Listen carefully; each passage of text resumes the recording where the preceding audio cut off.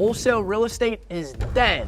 Well, that's what these other clickbait YouTubers want you to believe. You get all these people out here saying, it's too competitive, there's no money in it, it's all illegal. Listen, you can believe what you want, but numbers don't lie. I have a wholesale business that does on average 7 deals each month, and from experience, this method is alive and well. But some of the concerns around wholesaling, they are valid. I'll give you that. So in this video, I'm gonna break those down to you, and you can decide whether or not wholesaling is gonna be worth it for you in 2024 or not. Misconception number 1, wholesaling is illegal. There's laws that are going to ban wholesaling forever. Listen, people have been talking about this for years. I've been doing this for 3 years, and I know people were talking it even before then. The only laws that have actually changed only been for a select few states. So this part of the video probably isn't gonna matter to, more than half of the people watching this video. Now, I'm in Chicago, Illinois. That's where I've done all of my wholesale deals. They have a law similar to a lot of the other states that says you can't do more than 1 wholesale deal a year without a real estate license. And everybody's out here, oh, I can't wholesale in Chicago. We're doing about 7 deals each month in Chicago, and there's ways around it. The ways that I'm getting around this law in Illinois is that we are double closing each and every single deal. So I don't even need to have a real estate license to do that. Now, what is double closing? Well, it literally is what it said. You are double closing. You are closing on the property twice. Essentially, you are going to close with the seller. You are going to buy the property. You're actually going to buy the property from that seller, and then you are going to sell the property to the buyer that same day. Typically, almost all of the time, you want to be doing same day double closes. Now, I know what you're wondering. Cam,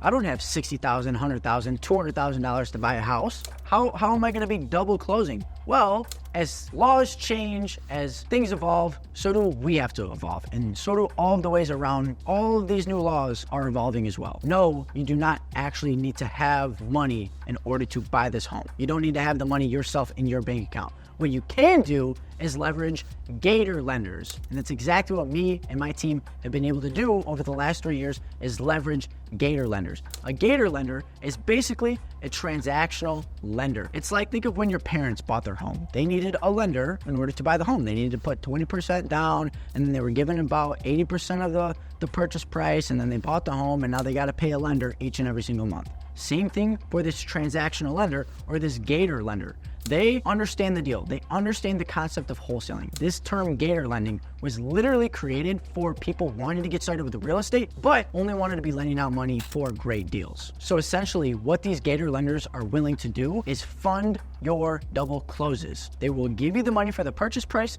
They will give you money for the earnest money, whatever their terms might be. It might be 2% up front. They might require you to give them $1,000, $2,000, $3,000 up front in order to actually have that funding. And then they might ask for a little chunk of your assignment fee, or whatever the difference is between, you buying the property and then selling to that buyer. They just want a percentage of that. There's plenty of these gator lenders that are out there. And there's many group chats on Facebook or anywhere on the internet to find these gator lenders. So please, don't allow these new laws to stop you from getting started with wholesaling, because there is so much money to be made in this market. And honestly, these laws, it's honestly a good thing for us that actually know about to get around these laws, because it makes less competition. It keeps all the wimpy scared people scared to get started with this, and people like you and I who are sitting here together, we know how to get around these laws now. So don't be afraid of these laws. Misconception number 2, wholesaling is too competitive. Well, wholesaling is more competitive than ever, actually.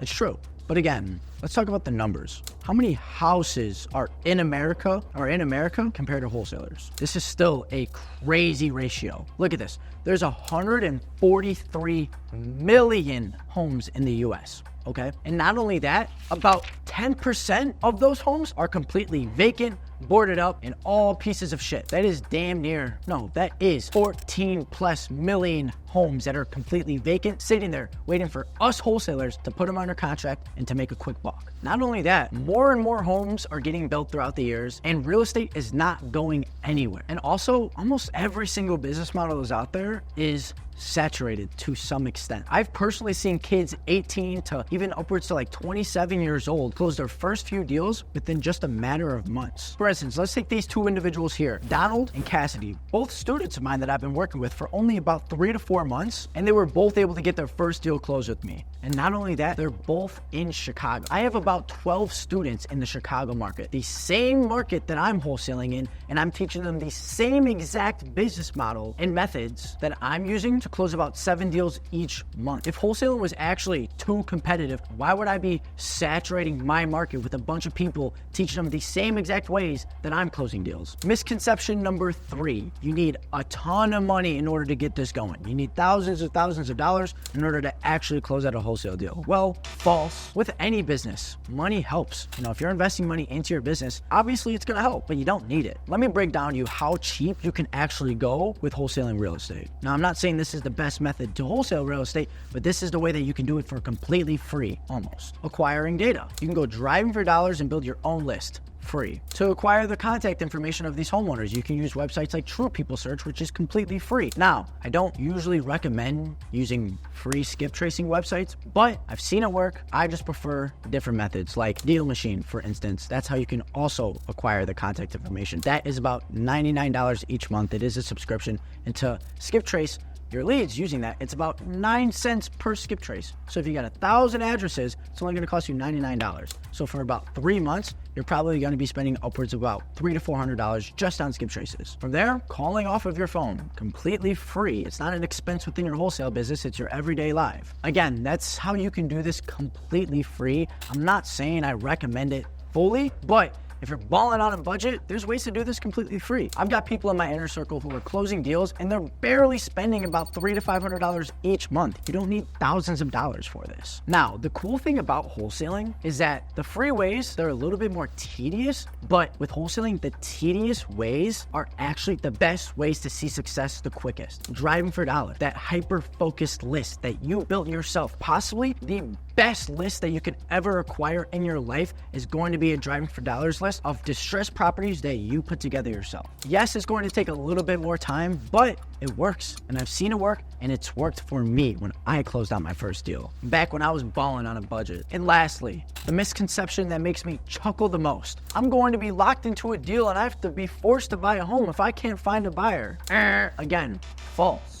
Now, I do gotta say, in most cases, entering into a purchase and sale agreement for you to buy a home legally binds you into buying that house according to the terms outlined in the contract. However, there is one little small terms contingency that you can put into your contract to make sure you aren't being forced into buying homes that you can't find buyers for. And this small little contingency is what we use in every single contract that I've ever signed in my entire life. This contingency is called the inspection period. Here's a little screenshot of the exact language that I use in my contracts to go into a little bit more depth on what exactly this means. The inspection period is basically the contingency period for you to have enough time to see what's wrong with the property, to see if the condition is actually what the seller told you. Also, for you to get enough time to get some buyers inside. If you're unable to find a buyer within the same time of your inspection period, then you simply back out of the contract with 0 repercussion. You can prevent extreme consequences by just putting this small little piece of language within your contracts. Now, a question I'm sure you're asking yourself is, oh, Cam, what if I don't back out of my contract during my inspection period? Now am I forced into buying a home? Well, you can prevent extreme consequences, like being forced to buy a home, by using this small little verbiage right here. In the event that the buyer decides to terminate this agreement after the inspection period has expired, the buyer shall forfeit the earnest money deposit to the seller as liquidated damages, and there shall be no further obligations or liabilities between the parties. This provision shall constitute the sole and exclusive remedy for the seller in the event of such termination. Now, what does that mean? That means that you had to put up earnest money and you lost it. Now, it's really not a big deal. First off, you fucked up a little bit. You didn't back out during your inspection period, so there's got to be some sort of consequences for you fucking up.